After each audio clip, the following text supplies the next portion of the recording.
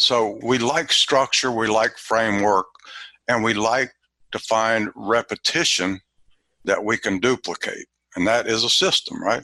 We have something we're doing, we write it down, we duplicate it, and now we pass it on to others. You're listening to the Profit by Design podcast, episode 39.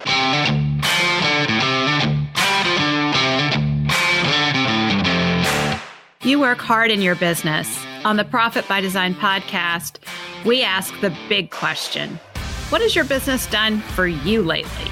Hi, I'm Dr. Sabrinas Secret, the business psychologist, the author of How to Hire the Best, and your co-host on the Profit by Design podcast. Weekly, my co-host, Mike Bruno, and I bring you tips, tools, and strategies from our own experiences and from the experiences of our guests, who are entrepreneurial thought leaders and real-life entrepreneurs, all to support you in making intentionally profitable and sustainable business decisions to live the lifestyle you desire.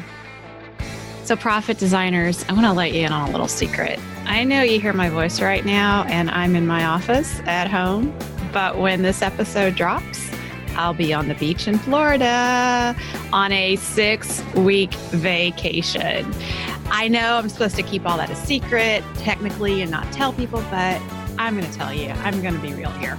So we recorded a bunch of episodes before I left so that you guys don't miss a beat. Every Thursday, we drop a podcast for you. And I am taking time off to be with my family. I have my kids for 6 weeks in the summer, and I'm going to maximize the heck out of that 6-week period of time with them. And then I'll come back refreshed and ready to go again. So when I was on vacation last summer at the beach, I was there for a week. And I was sad when the week was ending because I wasn't ready to go back, and I was finally just relaxing. And at that time, I had the epiphany, why don't you just go a little longer next time? So we are taking an extended beach vacation. We're actually going to stay at the beach for about 10 days. And then, I'm taking both of my kids, but my youngest to Disney World, and I'm treating her to a dinner with the princesses in the castle at the Magic Kingdom. And I'm taking her to the Bibbidi Bobbidi Boutique to get all done up as a princess. When I was very early in my business, many years ago, I was really struggling, and I had to step up my game, and I had to have a lot of courage to charge more. And one of the things that I did for myself at that time is I decided I wanted to take my oldest daughter, who was about 6 at the time, and take her to Disney World and give her that experience at the Bibbidi Bobbidi Boutique and have dinner with the princesses. And that was huge for me back then. So it's kind of a point, it's a marker in time for me to be able to do this with my second daughter. And I'm also taking a extended vacation to be able to do that. It feels like I've really had to up my game in my business to make that happen. And over the last year and a half, I have really had the privilege of supporting so many of you in taking more and more vacation and having more life in your business. And it tickles me I can't tell you how it just makes my heart sing when one of you messages me that you're on vacation and you're not taking your laptop with you to the beach. Donna Lyons said that in a post recently, and I just thought, that's exactly it. I'm on vacation and I don't have my laptop on the beach. That's not what a real vacation is. A real vacation is having our businesses being able to be at that point where we can really unplug. So I just want to encourage you, no matter where you are in this journey of having more life in your business, that you can do this, whether it's just putting your cell phone down for a few hours and not being accessible, or if you're working on a 4-week vacation right now, it can be done. And each time we leave our business and we have to set it up to run without us, our business gets a little better for it, or a lot better for it. So I want to encourage you to do that. And our 4-week vacation legacy retreat is a great place to get the support for doing that and to join our retreat alumni community. Our retreat alumni are so supportive in encouraging each other and helping each other through the difficulties that arise when you're setting your business up to run without you. So take a look at this for yourself. Quit dreaming about it. Get into action and make it happen. Hop on over to 4weekvacation.com, download my free 4-week vacation jumpstart video guide. And if you're really ready to commit and go full force, look at joining us for the retreat. In the month of June, we are offering a special savings. All you have to do is to say that you want a vacation when you submit your application, and you're going to get into the retreat for $59.97, which is a huge savings from what's listed on the website. But that's only for the month of June. And I'm recording this in May, and right now we just have 10 spots left. I don't know what that's going to be in June, but right now there's just 10 spots left. So June, this is the month to make it happen. Commit to that 4-week vacation. Get on over there. Get your application in for the retreat. We would love to have you join us. Profit Designers, on today's episode, we have Randall Soules joining Mike and I for a conversation. Randall is a systems guy, and I loved what he shared with Mike and I around the impact that systems can have on smoothing out the emotional ups and downs that we deal with clients and customers, and that they deal with in interacting with our businesses. And Randall has always had a profitable business, and his systems are part of that. So we have so much good stuff to get into. I want to read you his bio so you know a little bit about him as we go into the conversation. Randall Soules is one of 6 children of missionary parents to Brazil. He had no experience with carpentry until the age of 23, after 3 years of trying his hand at mechanical engineering at the University of Virginia. He has always enjoyed working with his hands, and mechanical engineering didn't cut for him. He started as a laborer and worked his way through the carpentry apprenticeship program, winning the city and state apprenticeship contest and going on to the national contest in Las Vegas. He started his own company, Soules Construction, in 1978, doing anything he could to feed his wife and 2 boys. He quickly made a name for himself in the city of Chattanooga. In 1985, he merged with another company and started Artists and Souls, Inc. It was in this company, running at times 5 crews, that he created simple, effective systems to navigate the complex field of remodeling. His company moved into high-end design build remodeling, becoming the go-to company in the city. He retired at the age of 60 and now spends his time podcasting, writing, and creating content for his membership site, the Scientific Remodeling System. So Randall, welcome. I'm so glad to get to talk with you. I have been touring your scientific remodeling system and looking at all the different modules, and it is a very comprehensive system. So we're going to be digging into that a little bit later on in the podcast. We love to talk systems, but I think it would be fun to start with just introducing you to our listeners and letting them get a sense of who you are. You have been in the remodeling industry for many years, and you didn't have an easy start. So maybe let's back up there and tell us how you got started in the industry. Well, I'm a missionary kid. My childhood was in Brazil. I had no background in carpentry, and I was told to go to college, so I went to UVA for 3 years, studied mechanical engineering, and I asked my professor, well, when do we get to do hands-on stuff? And he said, oh, maybe we'll have a lab in your 5th year. I'm like, I'm out of here.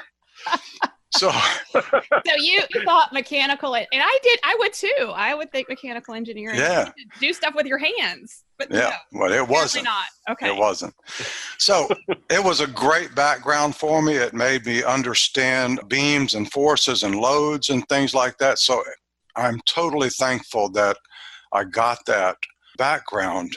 But I went back to my home city of Chattanooga, and I worked in a factory for a while. And then in the factory, a guy told me, he said, hey, no, I asked him, I said, how do I get into this carpentry thing you're doing?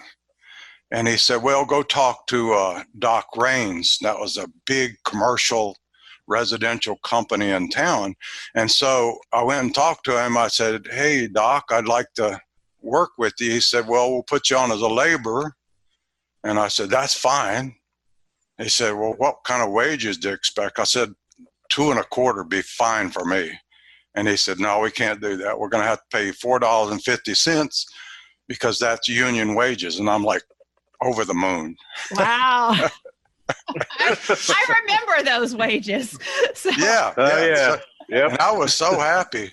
And he said, how are you going to get to work? And I said, I got a bicycle. That's all I had. And he just laughed at me. He said, you won't last a week. How long a ride would that be on a bicycle? For me, 20 minutes I was at work. Okay. And then I'd load up with my carpenter and go to work. So they put me in an attic and a prep school, and we're insulating in the middle of summer. Ooh. And then they put me 27 feet above a concrete floor in a factory, and they tried every way to break me. Yeah, it sounds like they were purposely trying to run you off. Yeah, well, it's apprenticeship. So I got into the apprenticeship program. I'll try and shorten this a little bit. And then in 3 years, I graduated as a master carpenter, and I was able to win the city contest, the state contest, and went on to Vegas to try my hand at the national contest, which I did not win. But I got a lot of experience there, came home, got laid off, and that's a perfect time. The economy is soft. I said, I'll start my own company. Oh. So that's what we did. And we said, let's just not start our own company. Let's buy a house too. So we did that too. You like it. And then within a year, we had our second child. Yeah, all the same time. And so that was my start. It was very interesting. I do not regret any of it. We started out with a 5% markup, just hoping to make wages, and worked many, many hours late into the night on old computers that don't even exist anymore. And then we moved to PC, and then finally we moved to Macs. So if you could go back and talk to yourself at that time in your life, what is one or two pieces of wisdom that you would like to share that you think would have made a difference if you'd known it then? Well, I think I would be more grateful for what I had. Mm-hmm. I never considered my work to be work. I enjoyed it thoroughly, even though I had some really bad days. You get up on a roof in the middle of summer and it's rough. In the South with the humidity. In the South.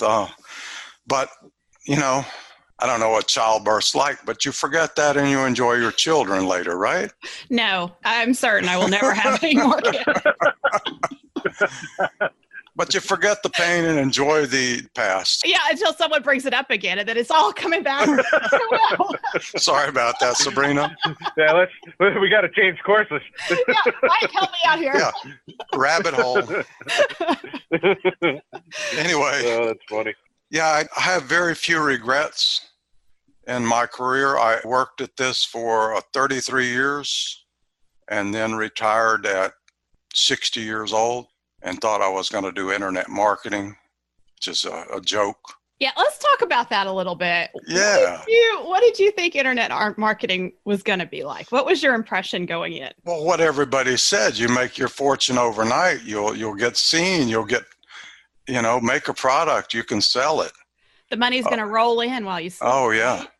I had such great courses, and I bought into all these courses and stuff. And my partner, David Hawk, and I retired at the same time, and he went into internet marketing. So we lead parallel lives, and we still do. Mm-hmm. He just is in internet marketing. I'm in educating remodelers, builders, and contractors, much like you are. Yes. And I had to learn for myself. I think I learned this lesson about a year ago that I'm a coach. I'm not an internet marketer. And I just let it go because it's a different world and I'm just making my own way. And it sounds very much like you're doing something similar with your business. Yeah, I'm very impressed by yours. I mean, you have been through a lot of struggles, and I'm so impressed with what you do and what Mike's doing. It's really extraordinary. Thank you. Thanks. So, Randall, your business is around education, and a scientific remodeling system. So systems, systems, systems. And I am pretty sure you didn't land on that by accident. There's a part of your background that really makes you want to focus in this area and why you feel that's important. Can you share some of that? Right. I do have a kind of an engineer mind, and engineers are very structured. If you've ever met them, they'll align the pencils in their pocket. Just so. So we like structure, we like framework, and we like to find repetition that we can duplicate. And that is a system, right? We have something we're doing, we write it down, we duplicate it, and now we pass it on to others. And this makes your life easy. Now, let me tell you, it took a long time to get to where we were in the company where things went smoothly. But if you get all your systems in place, this is the marvel of it. I could go out, visit a sales, sell them the job, do the design, and hand this. And this is, my wife is very instrumental in my business. She did all our estimating, and she never visited a job site. Wow. She just is good at it. She never visited the job site. Never visited a job site. It's what I brought her. And this is good, right? Because if you bring enough information to your estimator, then with the pictures, the description, and your drawings, and then I would draw out a basic shell. She would draw out the conceptual. I would transfer that into AutoCAD. Not AutoCAD, but Chief Architect. And then she'd develop the estimate off that within 5% every time, usually to the positive side. She just had an art at it. I'm a terrible estimator. I love my customers too much. Uh-oh, yeah, I get that. And I want to give them everything, right? Mm-hmm. This is what you do. You have to, estimator needs to be isolated, so to speak. So no human contact with the customer while they're doing the estimate. No, she had no desire for that. Takes the emotions out of it. Yeah, takes the emotion. Yeah. And she'd say, here you go, Randall. Here's $150,000 for this basement. Go sell it. Okay.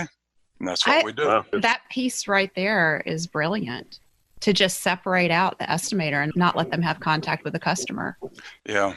Designers who have spent a lot of time and salespeople who spend a lot of time with their clients have created such a bond, and they innately want to help them.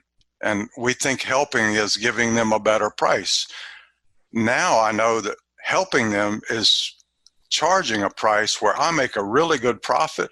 I don't have to nickel and dime them at all during the project. If something comes up, I can handle it. And at the end, I can give them something.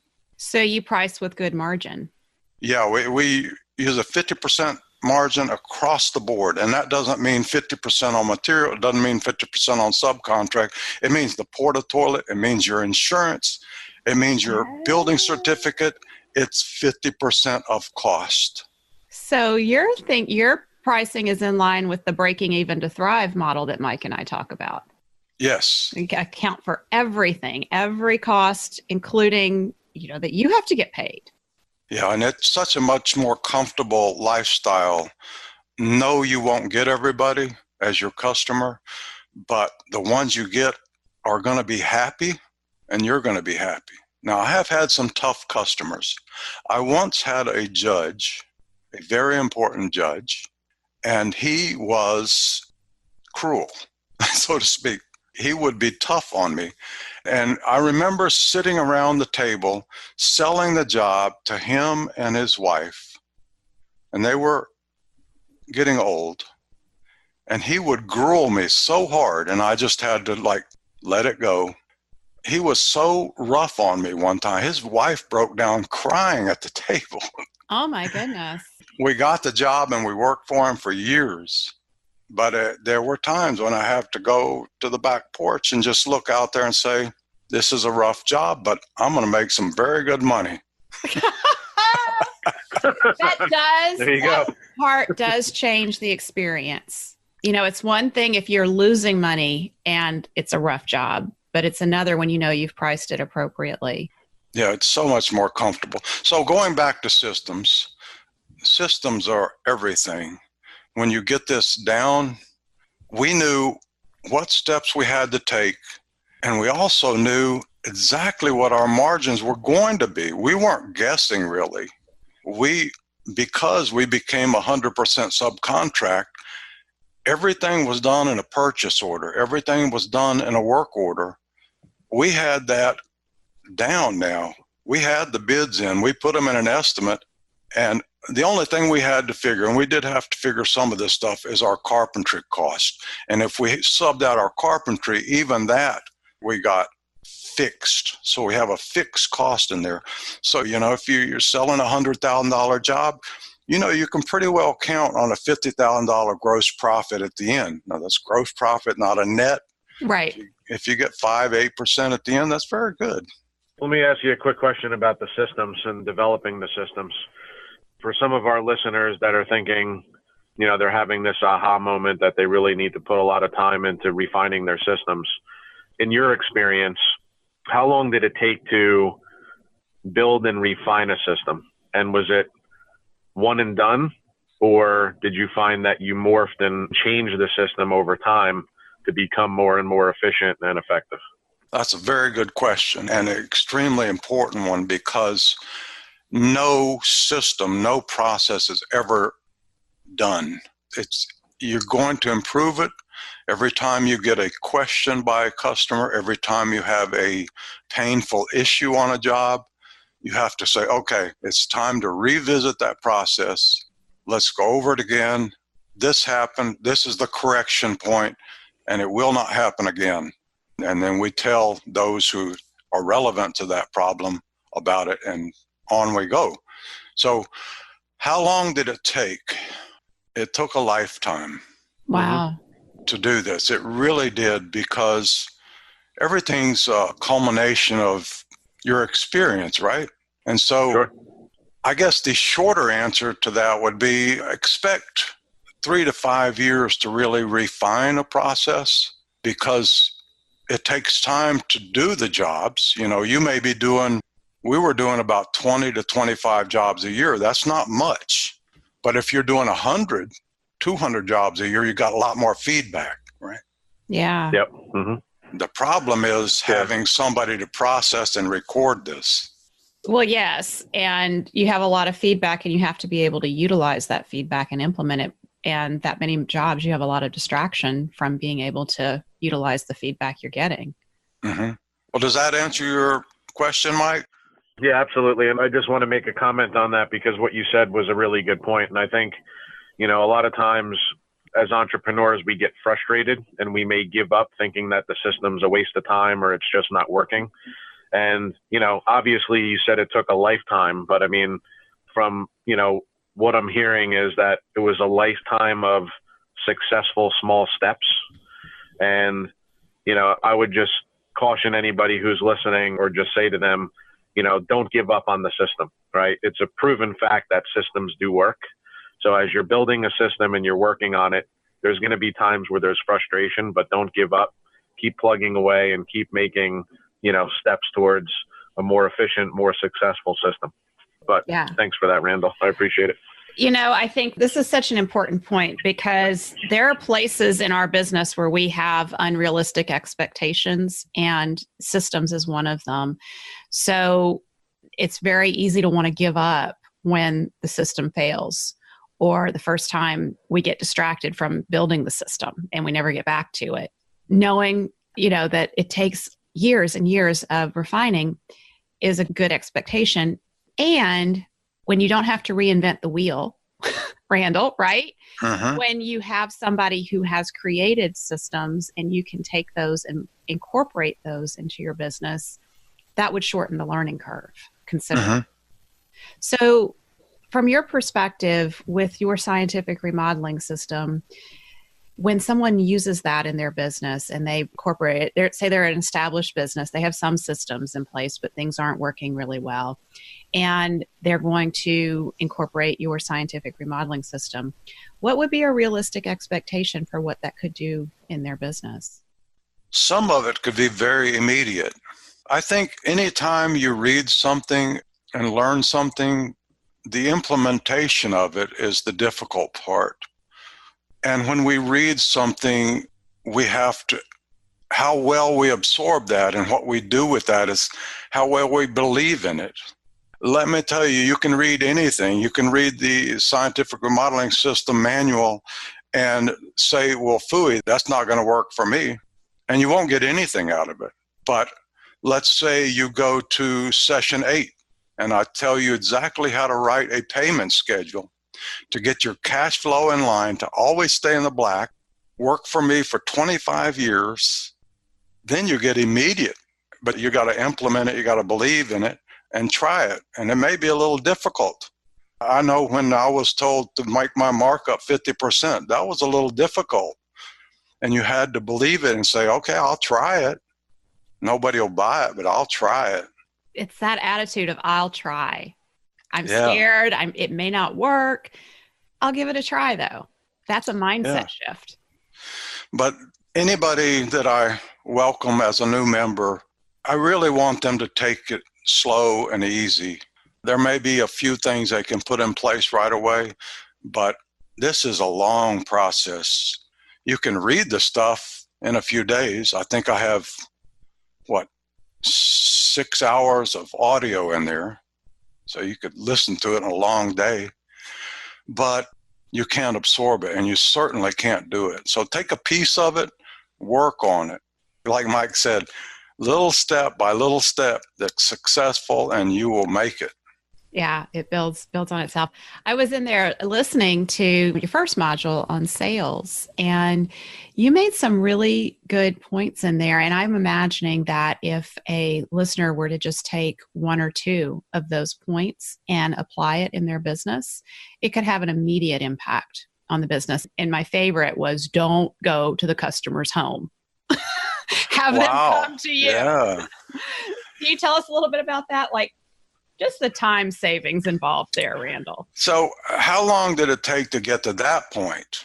It took about 20 years before I had the confidence. And I happened to have a nice home that I did not mind inviting people to. And I had the experience. So what we did, we would say, if you don't mind, for our first visit, we'd just like you to come to the office. And we had a Victorian home. We had, the front of it was just a beautifully furnished office. That's what it was. It was dedicated. We brought them in. We had a big granite table we had made, and we sit them around it. And, it's got to be a nice experience, right? And then we say, what do you want? So they tell me. And because you have the experience, you can't do this if you're a newbie. But because you have the experience, once they explain it to you, say, well, that is a really nice bathroom. You got some really high-end stuff you want here. Normally we'd be around 30,000 or so, but it sounds like with all these things you want, the heated floor, the towel racks and everything, we're probably going to be looking at about $50,000 in that range. And then you ask the question. You're not trying to sell that job. You ask the question. You say, do you want to go ahead with the design? If so, we'll send somebody up to your house and we'll get started measuring it. And that's the first consultation. I also try to close the job there at my office. That takes out the need for right of rescission, which nobody pays attention to anyway. But if you're signing something in your office, you do not have to give them a 3-day notice of rescission. Like I say, nobody does that. We did it, but we're in the minority. So that's a great advantage. And then the next part of the system is to have the pre-construction conference. So powerful to have the pre-construction conference. And we have contracts for all this. I think I have 13, 14 contracts in the system that you get templates for. That's all there. So you can have your pre-construction conference contract form. You have a proposal form, lots of things. That shortcuts a lot of hard knocks for somebody. Like it can. You could save these guys or women lots of hard knocks. Yeah. And I certainly do like to see women in the business, since you mentioned that. Let's talk a little bit about that. I actually have some clients that are exploring hiring some women. And the construction industry is, I think, from a wage perspective for women, it's a huge opportunity for them because women tend to earn more on the dollar in the construction industry than they can in other industries. Absolutely. And there's plenty of places they can work. I coached a company that had 6 designers, all women. And, frankly, I think women are very smart. I married one. Shout out to women. Amen. And they can do so much. Project management is in great demand right now. And that is a lot of fun if you like the challenge, because it's basically, I wrote an article once about being a conductor, and it's about project management, because that's what you are. You are conducting. You're making all these things happen here, there. You come in now, you come in, and then you come in, and it's great. I mean, it's a lot of fun if you like that kind of thing. Yeah, well, and the other thing that I've heard referenced is that women are much more attentive to the small details. And so when a project is being finished, a man may, and we're talking in stereotypes here, so I hope we're not offending anybody, but a man may just look at the overall project and say, yeah, it's done, but the woman will catch all the little details. And a lot of times in a home, it's the woman who's the purchaser or the buyer of the project. They're driving that decision. And so if you have a female project manager who's paying attention to all the details, I would imagine that could help things go smoother. Yeah. And you're right about women being the decision makers. David and I have spoken about this several times. People may not believe it. I had one customer I worked for, I think 15 years, never met her husband. Yep. So Randall. Yeah, that's a good point, actually. Let me just jump in real quick before you change courses. So I always had women working in a project management, project coordinating, or project coordination capacity. And I think that it added a softness to the process and to the overall project, because, you do have the whole complexity and the rough and tough nature of construction when you're working in people's homes. And, having that, kind of warmer touch, we always felt like it really helped our clients just get through the emotional, psychological, ups and downs of a remodeling project. So, yeah, I mean, it's definitely good to have more women in construction, no doubt about it. So what are the emotional ups and downs and because I think this ties into systems, because systems help prevent emotional ups and downs in a project like a remodeling project in someone's home? Yes. So let's kind of dig in here, Mike. What are some of the ups and downs that you've seen? And then Randall, I want you to talk about how your systems could prevent those or smooth those out. Sure. Yeah, I mean, I think overall, it comes down to what our behavior is as a consumer. So there's many things in our lives that we can go, we want something, we can do a little bit of research, we can purchase it, get it home, unpack the box, and we're already enjoying it. And remodeling, by its general nature, has more longevity to it. So there's always there's the excitement of planning the project. So the couple decides we're going to do something to our home. We need it. We're going to enjoy it. This is what we want to do. They go through the estimating process and the vetting process for contractors. And that tends to be kind of some ups and downs, because there's contractors that are promising they're going to get pricing back and they don't. And then there's sticker shock, and there's all these kind of, psychological things that are going on during the purchasing process. And then once they decide to move forward, they have that, euphoria of, we selected our company, we're comfortable, we're so excited, now we want to get everything moving forward. So now they're in the process. And in my opinion, this is where not the first stage of the system, because the system needs to start from the initial call, but it's very important to create a roadmap and a system for the client at that point. So the project is starting, what's next? And, so there's that. Now they're wondering, well, when are they going to start? They said they're going to start within weeks. And how come they're not starting now? And what's going on? And where is everybody? And then you typically have, the start of the project where there's mayhem and everything's happening and there's this renewed sense of excitement. And then things slow down with inspections or, some of the trade work. So it's a very up and down roller coaster type of thing. I mean, I don't, want to bore everybody with the details of it, but, just picture a roller coaster, up and down, up and down, up and down. And that's from, day one till the final completion of the project.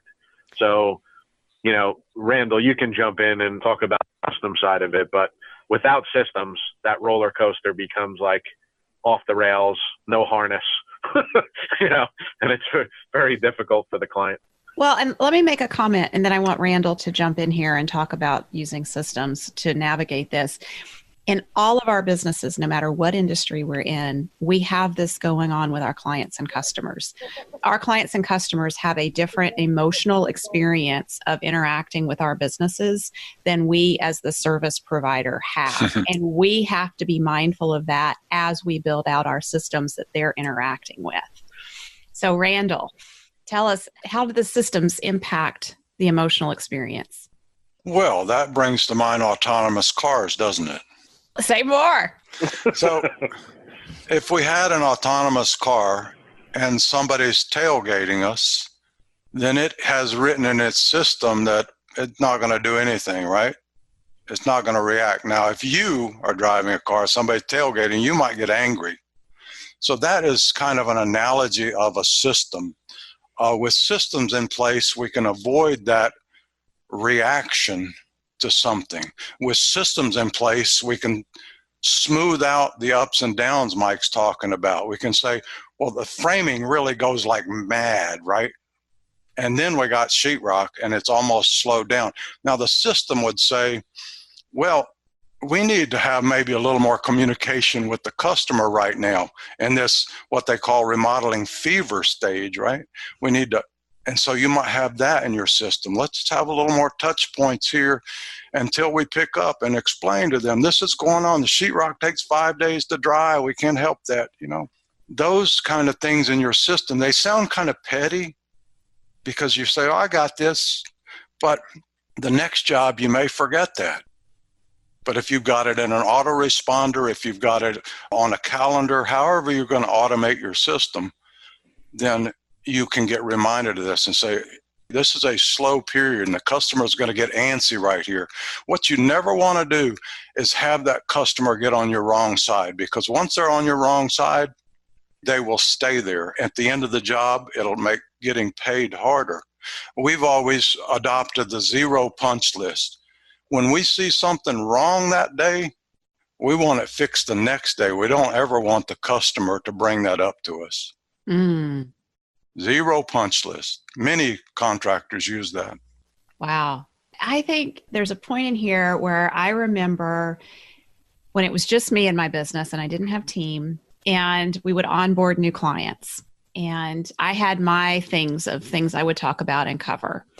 But then as we get busier and busier, I would find, boy, I forgot to tell that one person this. And oh, shoot, I forgot to tell that other person that.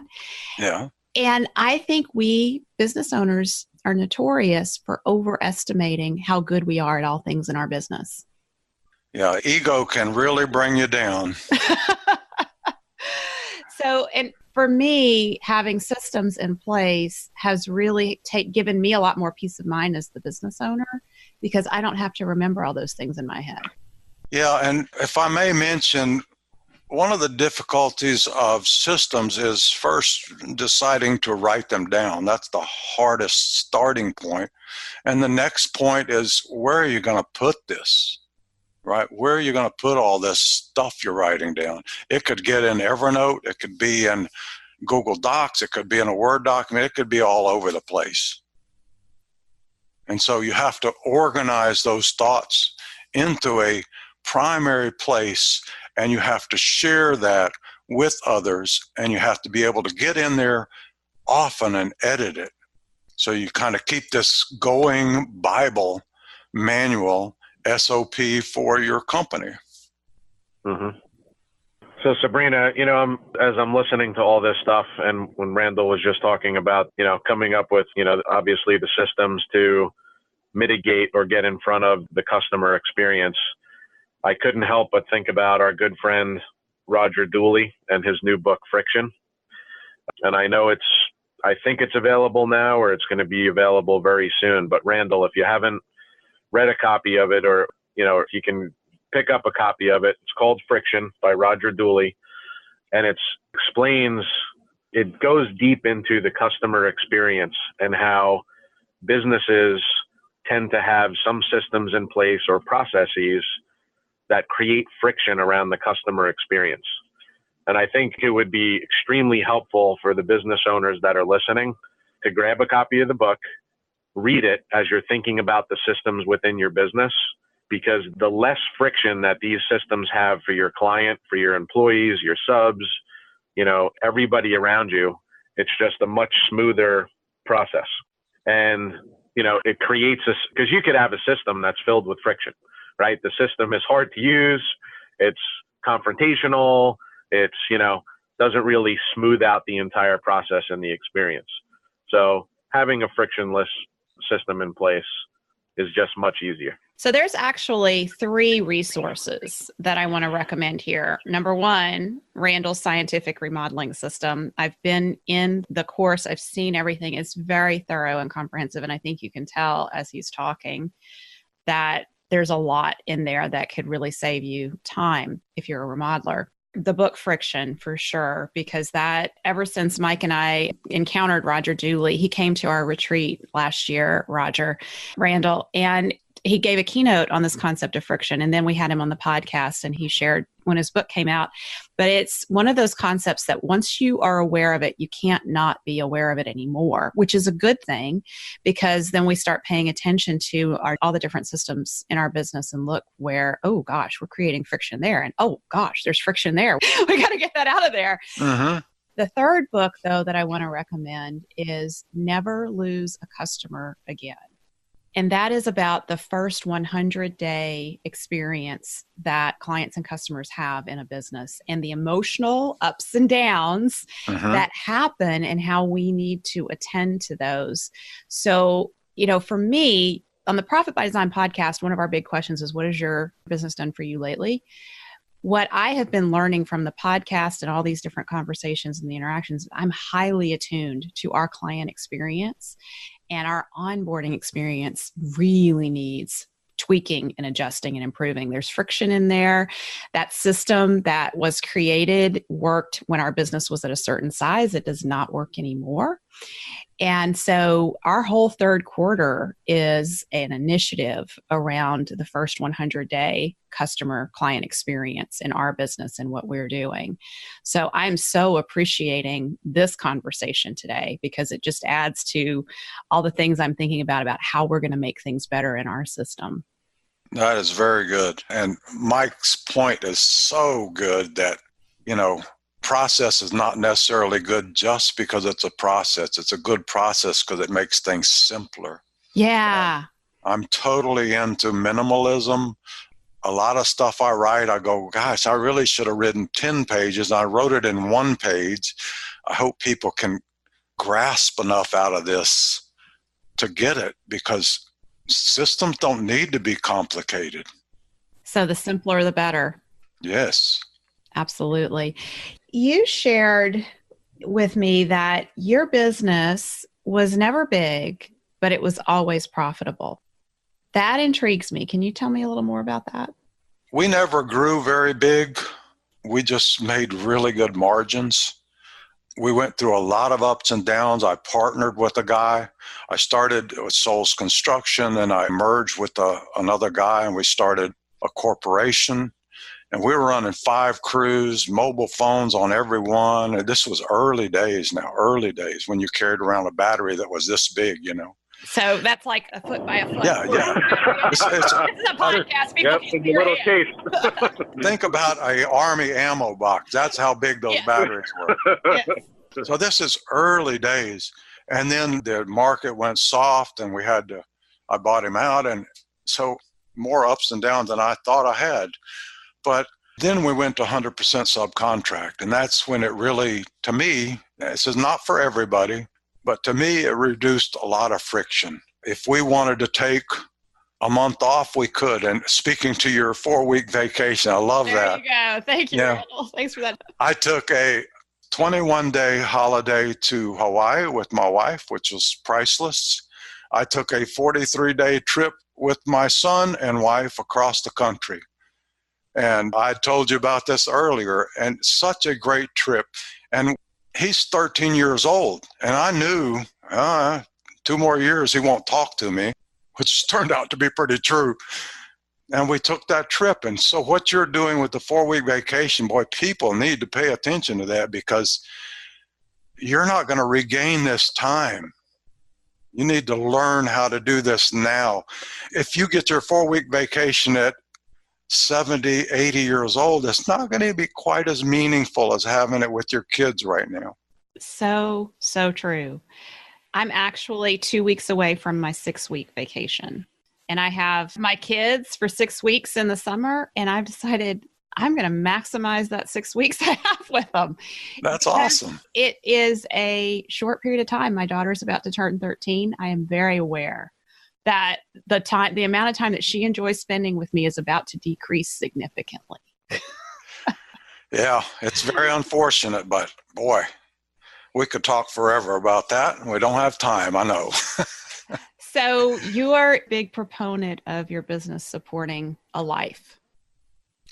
Yeah, life is the most important thing. We work, that's because we have to. Just do something you enjoy, do something you're passionate about. I wouldn't, kind of got lost there in my thought, but it's very important to be passionate about your life, to enjoy what you do. If you don't enjoy what you do, examine that. Do an inventory and say, what is wrong here?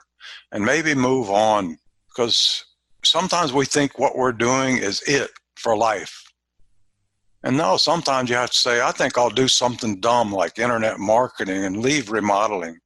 You know, you have to do that. I did that a couple of times. And you're doing pretty good at it.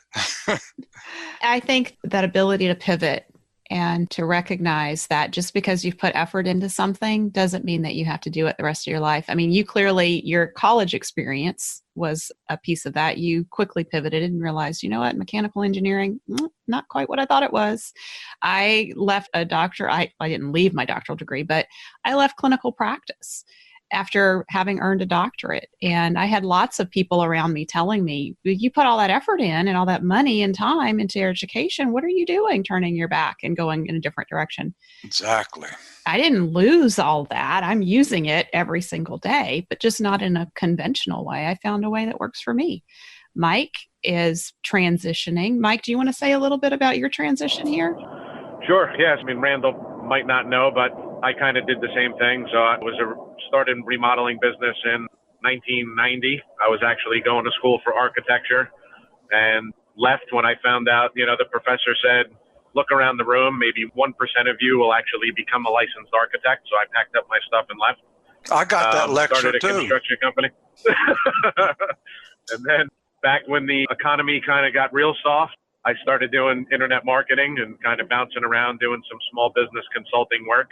Then I went heavy back into remodeling and construction again, and then went back into consulting because I just have a passion for small business and entrepreneurialism and just learning from people and talking with people. But in that, I also decided to close up shop, close up my own business, and I work now for a very large construction company in a PM capacity. And so, yeah, I mean, I'm totally pivoted and I'm doing both things and I'm extremely happy and it's working out great. God, you've got so much experience. Yes, he has a lot of life experience. A lot of school of hard knocks right there. Yes.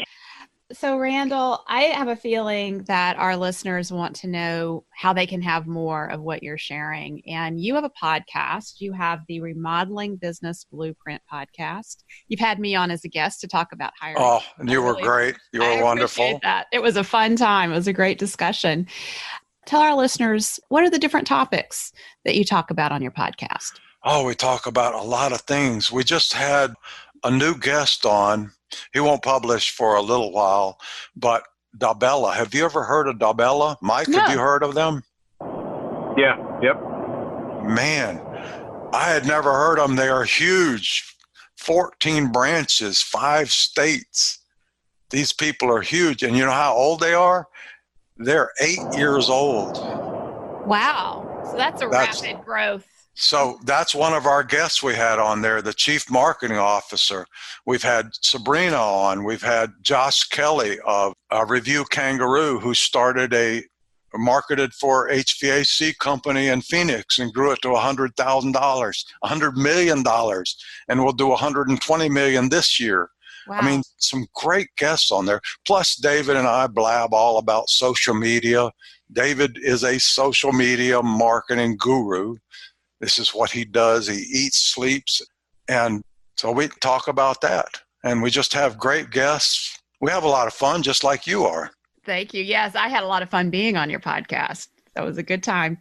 So if our listeners are interested in your scientific remodeling system, where can they learn about that? And I know that you have a special offer that you shared with me, which is very generous. They can go to Scientific Remodeling System, that's singular, system.com, and just poke around there. They'll see plenty of places to learn about it. If you want to get into it, you can hit the demo tab and you can make an appointment with me. I will give you a 30-minute free demo. That no pressure, absolutely. I just love talking to people just like Mike does. It's great. There's nothing I enjoy more. So for those who join up, I will give them a 30-minute consultation, absolutely free of charge. And we'll just talk about their business, and I will give them some hints and things that might help their business, or I'll just listen. A very generous offer. Thank you for that, Randall. That's awesome. So Mike, I'm going to let you take us out of here. What's the big takeaway that you're getting from this conversation today? Well, as you know, Sabrina, I'm a big systems guy myself, and I've definitely had my share of major frustration when I was creating systems. And I think, just the conversation with Randall and just some aha moments is, the systems take time. It's not something that's one and done. It's important to, curb the frustration and to keep pushing forward, because systems will make you successful. And, again, keep it as frictionless as possible. Good thoughts. Well, thank you, Randall. We appreciate you. Well, thank you. I've thoroughly enjoyed talking with you. I just like what you and Mike are doing, and I just see a lot of joy and goodness in what you're doing. Thank you. Yeah. Thanks, Randall. We have a lot of fun. Thank you for spending time with us today. Join our conversation in the Profit by Design podcast Facebook group. Share your thoughts on today's episode, ask us questions, and let us know what you want to hear about next. Visit our website at profitbydesignpodcast.com to access resources from our sponsors and tools we've created for you. Subscribe to the show on whatever platform you're listening to right now. There's a subscribe button right there. Go ahead and hit it so that you always get a notification when we release a new episode. And finally, share our podcast with a friend if you know a friend who would enjoy it. Thanks again for listening. This is real life business. Keep your chin up, keep moving forward. You got this.